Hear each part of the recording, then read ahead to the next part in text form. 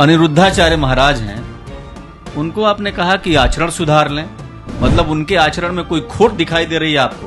क्योंकि उसको किसी भी महिला के बारे में टिप्पणी करने का अधिकार किसने दिया? क्या कह दिया उन्होंने?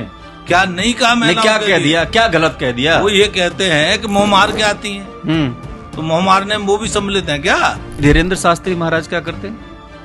धीरेन्द्र शास्त्री तो वो अच्छे हैं, धीरेन्द्र मतलब मेरा वाला काम ठीक है, तेरा वाला काम खराब है। नहीं, ऐसा है, धीरेन्द्र शास्त्री कभी किसी से पैसे नहीं मांगता। तब वो पैसे मांगते हैं? हाँ, वो तो मांगते हैं। अनिरुद्धाचार्य है क्या? मैं आपसे पूछता हूँ, आप बताओ क्या है? क्या नहीं है बताइए ना। कुछ भी नहीं है वो। क्या नहीं है? वो केवल एक सामान्य व्यापारी है। धर्म के नाम पर व्यापारी, बस। धर्म के नाम पर क्या? कौन नहीं कर रहा है? धर्म के नाम पर व्यापार करना अपराध नहीं, महाअपराध है। तुम भी उसमें सम्मिलित हो रहे हो उसकी वकालत करके। एक संत प्रेमानंद जी महाराज निर्मल कोमल, बड़े प्यार से, हर सलीके से, हर चीज पे बहुत मधुर भाषा में बात करते हैं, संवाद करते हैं। अब आपका जो एक क्रोध वाला रौद्र रूप है बर्दाश्त नहीं करता, आपने उनको टारगेट कर लिया। आपने कहा कि उनको भटक गए हैं, मतलब आप सही रास्ते पे हैं। और प्रेमानंद जी महाराज, जो पूरा देश इनको पसंद कर रहा है, देश विदेशों में लोग पसंद कर रहे हैं, प्रेमानंद जी हर चीज पे बात करते हैं, वो कह रहे हैं आप भटक गए। कहां भटक गए जरा बताइए, रास्ता कैसे दिखाएंगे आप उनको, और कैसे भटक गए? बहुत सारे लोग ड्रामा करते हैं, और ड्रामा क्या करते हैं पता? बहुत भीड़ इकट्ठी हो जाती है उसके पास। एक विशेष खेल दिखाने वाला हूँ, विशेष खेल दिखाने वाला हूँ, मदारी।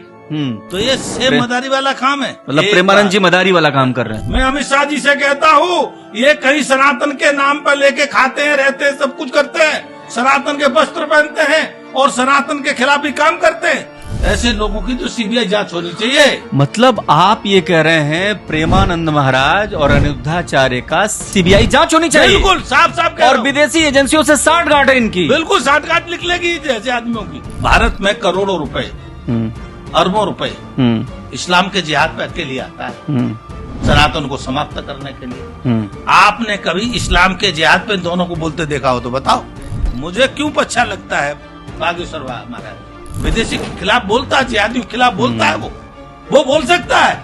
इनके क्या दिक्कत है दोनों को? भाई बहन, माता पिता, भाभी देवर, चाचा चाची, सबका एक पवित्र संबंध है यहाँ पर। लेकिन जब कोई सास भाग जा रही है किसी दामाद के साथ इसी देश में, तब प्रेमानंद कहते हैं कि रिश्तों में मर्यादा जरूरी है। तो इसमें दिक्कत क्या है? ये तो अच्छी बात है, इसमें आपको समर्थन करना चाहिए कि आप सबकी न जाने कितनी पत्नियां अपने पतियों का कत्ल कर दे रही हैं, ड्रम में बांध, नीला ड्रम में बांध रही है, तमाम सारे मीम्स बन रहे हैं। इसके अलावा माँ अपने बच्ची का मर्डर कर दे रही है, बच्ची माँ का। ये तो बहुत, ये सब विकृति आई इसीलिए रही है क्योंकि पाश्चात्य कल्चर आया है। और अगर कोई संत सवाल उठा रहा है तो आप इंटेंशन बजाने के बजाय सीधे करें विदेशी एजेंसियों से इनका संबंध है और अमित शाह इनकी जांच करें। गजब का खेल है आपका भी, आपका गड़ा गजब का खेल है। आप बात को घुमाने में एक्सपर्ट है। आप बात कहीं को कहीं ले जाते पत्रकार के नाते। मुझे लगता है मेरी भी साठगांठ है। आप दोनों की रबड़ी खा के आए। हाँ। या सर से जुदा, तन सर से जुदा। किसको कह रहे? किसी की बहू बेटी और किसी की लैंड जिहाद करने का किसने अधिकार? कौन से संविधान में अधिकार? आप संविधान की बात कर रहे हो? आप तो उसी संविधान के हिसाब से बोल रहा हूँ। आप होते कौन है? कौन से आप कौन होते हैं मुसलमानों को रोकने वाले? आप होते कौन है? इसके लिए आप उनका सहयोग करना और रोकते रहे। कि जो एक संत है स्वामी अभिमुक्तेश्वरानंद जी महाराज, वोट काटने आ रहा हूँ बिहार बोल रहे हैं वो, कि वोट काटने आ रहा हूँ बिहार। क्या कहेंगे? किसका वोट काटेंगे?